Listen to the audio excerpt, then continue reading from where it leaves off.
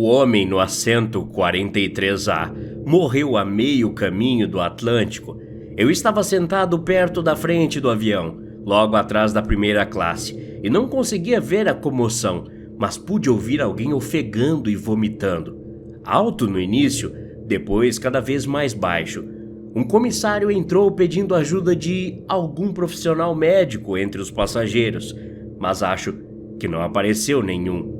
Depois de muitos minutos, os sons do homem foram se transformando numa espécie de gorgolejo. Em seguida, um silêncio e depois, tudo parou. Seu nome era Joan.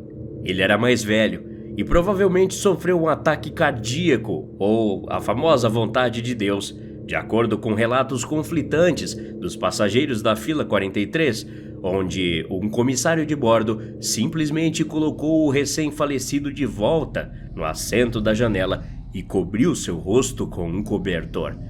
O piloto nos disse que o avião voltaria para Nova York devido a uma trágica situação médica. Em seguida, foi ouvido a seguinte frase: "Pessoal, procuramos um voluntário disposto a sentar-se ao lado do falecido enquanto voltamos ao aeroporto de origem", continuou o piloto. "Esse voo está totalmente lotado e a pessoa sentada ali agora não se sente confortável. É um assento no corredor e levará apenas algumas horas até que estejamos de volta à terra firme." Não sei porque me ofereci. Provavelmente alguma combinação de exaustão e curiosidade mórbida. Meus planos de férias haviam sido cancelados de qualquer maneira, então por que não pegar o assento mais interessante do avião? A comissária de bordo me agradeceu, assim como o adolescente de aparência enjoada que ocupou meu lugar original. Peguei minha bolsa e caminhei pelo corredor até a última fileira do avião. A ideia da morte nunca me incomodou. Afinal, é o que vai acontecer com todos nós uma hora ou outra. Dito isso, admito que questionei minha decisão assim que vi meu novo companheiro de assento. Joan sentava-se ereto entre mim e a janela, amarrado na cintura, com um cobertor de lã azul cobrindo seu tronco e cabeça. Mas não podia dizer o mesmo de suas mãos, que estavam apoiadas em seu colo. Seus dedos pálidos estavam contorcidos como garras, e eu não conseguia olhar para aquelas mãos sem imaginar como seria seu rosto debaixo do cobertor. Então, pensei em uma forma de conter minha imaginação. Fechei os olhos e dormi. Horas ou minutos depois, acordei com o empurrão da turbulência e a voz que imaginei ser a de Joan. As luzes da cabine estavam apagadas e a maioria dos passageiros ao meu redor parecia estar dormindo.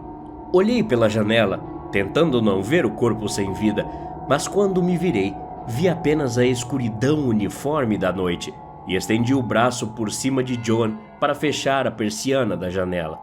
Só então pensei: afinal, a persiana não estava fechada quando me sentei? Percebi que havia algo mais estranho naquilo. A postura de Joan havia mudado de alguma forma enquanto eu dormia. Levei alguns segundos para identificar melhor, mas suas mãos permaneciam em seu colo.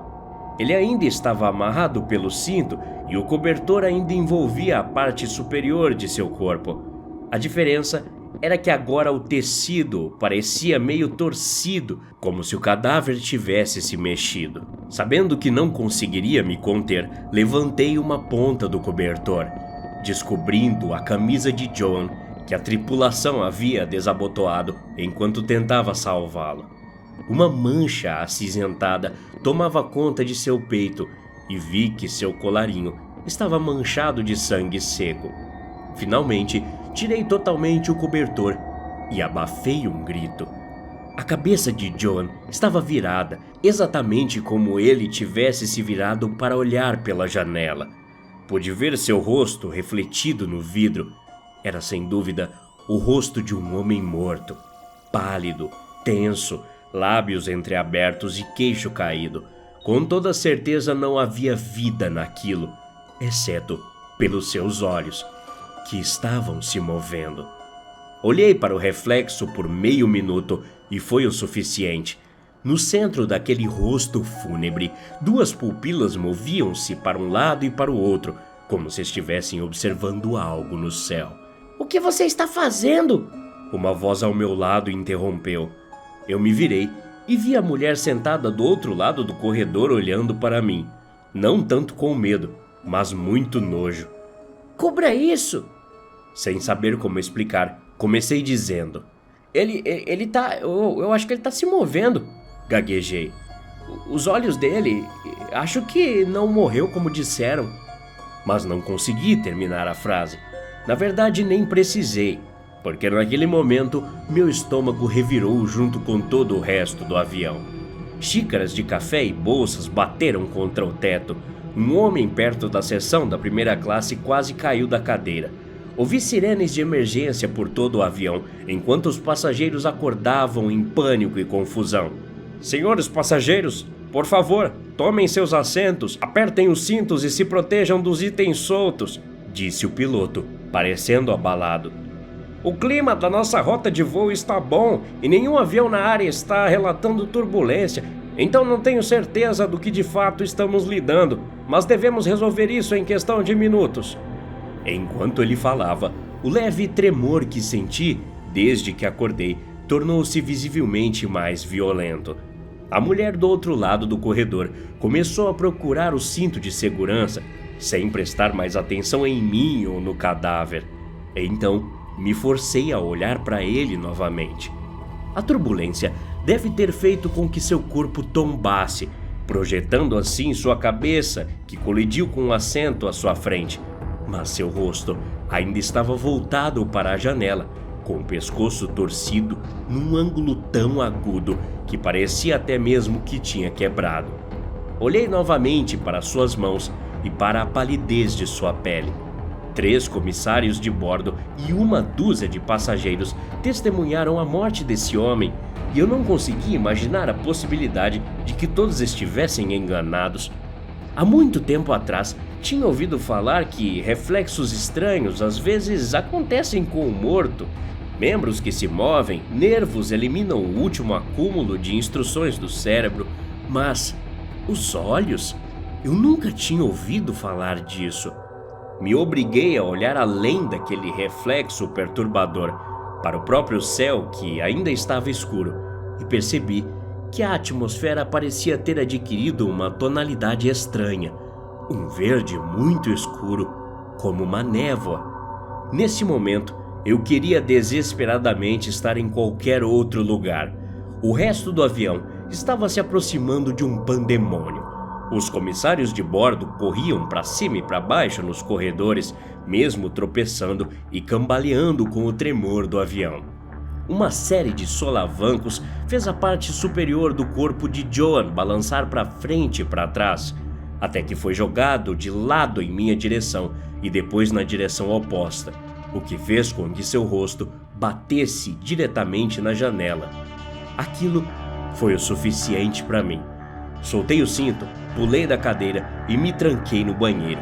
Eu preferia me esconder em um banheiro pelo resto desse voo a passar mais um minuto sentado com um cadáver esquisito. Mas meu plano funcionou apenas por cerca de meia hora. Apoiei os 2 braços nas paredes do banheiro e ouvi as sirenes de emergência, o barulho dos motores e o rugido do céu. Tentei me acalmar, imaginando a pista de pouso em uma descida tranquila, mas fui interrompido pela imagem da janela de Joan, com seu rosto esmagado contra o vidro e os olhos mortos vasculhando a noite. A voz do comandante me chamou de volta à realidade. Dessa vez, ele parecia ainda mais assustado e dizia: "Clima extremamente anômalo. Precisamos de todos em seus assentos na posição de emergência, imediatamente." A turbulência parou durante 4 ou 5 segundos e, de repente, senti como se estivesse dentro de uma máquina de lavar. Bati nas paredes do banheiro, caí no chão e mal consegui abrir a porta para rastejar de 4 até o corredor. Todos os comissários de bordo estavam caídos. Alguns dos compartimentos superiores de bagagem haviam estourado. Muitos dos passageiros choravam. Alguns oravam. E apesar de tudo, o avião não parava de tremer. Ouvi uma série de pequenos estrondos acima da minha cabeça, mas apesar de tudo, consegui voltar no meu assento e coloquei o cinto de segurança, tendo esquecido brevemente do corpo de Joan, que ainda estava sentado, balançando para frente e para trás e batendo a cabeça na janela com muita força. Fiquei preocupado que ele a quebrasse, embora isso fosse impossível. Então superei minha repulsa e agarrei seus ombros, mas não consegui contê-lo. Repetidamente, sua cabeça bateu na janela e comecei a temer que não fosse simplesmente o movimento do avião que estava fazendo aquilo. Ninguém mais no avião estava vendo isso. Alguns passageiros tentavam ajudar os comissários, outros sussurravam mensagens de despedida em seus telefones. Foi quando ouvi algo estalar ao meu lado e torci desesperadamente para que fosse o crânio de Joan, mas não a janela. Lá fora, pude ver que a névoa verde estava viva, com formas amorfas e rodopiantes. Joan conseguiu quebrar as duas vidraças com um golpe final. Agora, sua cabeça mutilada estava pendurada para fora do avião, e o resto do corpo se esforçava para segui-la, contida apenas pelo cinto de segurança e pela largura dos ombros. Um alarme disparou na cabine e máscaras de oxigênio caíram do teto. Coloquei a minha imediatamente e ouvi outras pessoas gritando. O avião tremia mais violentamente do que nunca e detritos soltos voavam pelos corredores em direção à fileira onde eu estava. Tudo em direção ao buraco que um homem morto havia feito na janela. Despressurização de cabine, disse o piloto. Nosso oxigênio reserva é limitado, então estou tentando descer para uma altitude segura, mas é difícil fazer isso nessa tempestade, ou seja lá o que for. Deus esteja conosco. Assim que tive certeza de que conseguiria respirar e não corria o risco de ser sugado, dei uma última olhada em Joan. Sua cabeça poderia ter sido arrancada do lado de fora da janela. Imaginei novamente aqueles olhos que tinham visto algo no céu que provavelmente não podíamos ver. De certa forma, algo me fazia acreditar que havia alguma conexão entre esses eventos que talvez eu nunca entendesse. Sem pensar duas vezes, estendi a mão para o colo de Joan, levantei uma daquelas mãos frias e soltei seu cinto de segurança. Houve um ruído insuportável de quando seus ombros foram comprimidos e esmagados para caber na janela. E então, numa fração de segundo, ele desapareceu. O que quer que você tenha visto lá fora, eu sussurrei. O que quer que esteja atrás de você, vá em frente e nos deixe em paz. Depois de dizer isso, a névoa instantaneamente se dissipou e o avião desceu até que fosse seguro respirar sem as máscaras.